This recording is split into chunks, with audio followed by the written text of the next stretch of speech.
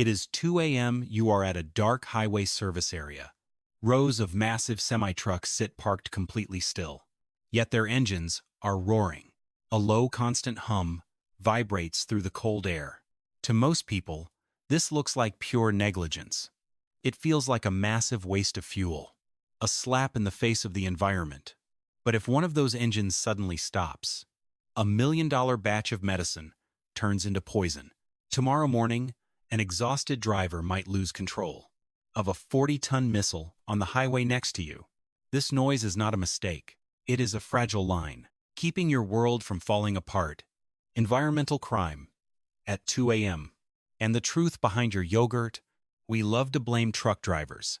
We see an idling semi-croat and think of wasted diesel and toxic emissions. It seems like pure laziness. But that roaring engine is directly connected to the fresh strawberries in your fridge. It keeps your morning yogurt cold. Behind many of those trucks is a refrigerated trailer. Inside, the temperature cannot be approximate. It must be exact. A tiny shift of just 2 degrees can ruin a shipment of insulin or fresh meat. Thousands of dollars lost in minutes. The driver is sleeping, but the engine is working to keep your groceries safe. But temperature control is only part of the puzzle.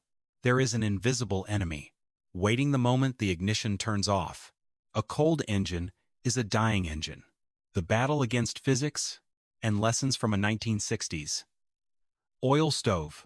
A semi-truck engine does not work like your car. It has no spark plugs. None. Instead, it relies on sheer compression. It squeezes air so violently that the temperature inside climbs to 800 degrees. That heat ignites the fuel. But this process demands warmth. In the freezing cold, metal parts contract. Engine oil thickens into jelly. A cold start grinds metal against metal, destroying a $150,000 machine. In the 1960s, mechanics had to drain the oil every night, warm it over actual stoves, and pour it back in the morning. Today, letting it idle is simply the safest way to survive the cold. Yet, saving a massive engine is still a minor detail. The real danger is a tiny plastic mask inside the cabin. The 40-ton monster, and the life-saving mask on the highway, using a huge truck engine to power a small cabin, is ridiculous. It is like using a rocket booster to light a candle. But the driver inside is legally forced to rest. Their digital logbook tracks every single second. Inside that cabin, they need heat, light, and power. More importantly, many drivers suffer from sleep apnea. They require a medical device called a CPAP machine to breathe while sleeping without a running engine to provide constant power. The machine dies. The driver wakes up suffocating. Tomorrow morning, they are driving a 40-ton weapon next to you on 3 hours of sleep. So why is there no better option? Why use a sledgehammer to crack a nut? A solution exists, but it has a price tag. The APU paradox and the invisible $15,000 extortionist. Engineers solved this problem years ago. They built the APU, or auxiliary power unit. It is basically a small generator, the size of a suitcase, mounted on the side of the truck.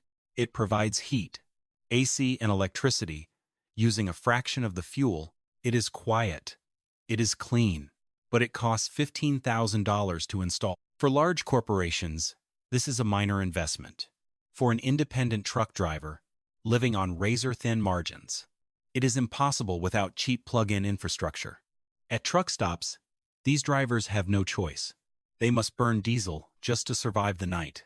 This financial barrier silently inflates the cost of everything you buy. It is a hidden tax on your daily life. The sound of the system, when noise is the price of peace. We want a green future. We want electric trucks. But a heavy electric truck faces massive challenges. The batteries are incredibly heavy, reducing cargo capacity. The charging grid is practically non-existent. The transition is happening, but it is painfully slow. Until then, the noise at the truck stop remains. The next time you hear that deafening rumble at 2 a.m., do not get angry. It is the sound of decades of engineering struggle and economic reality. It is the hum of a driver resting, medicine preserved, and your food arriving on time. The engine is on, because someone thought very carefully about the cost of turning it off.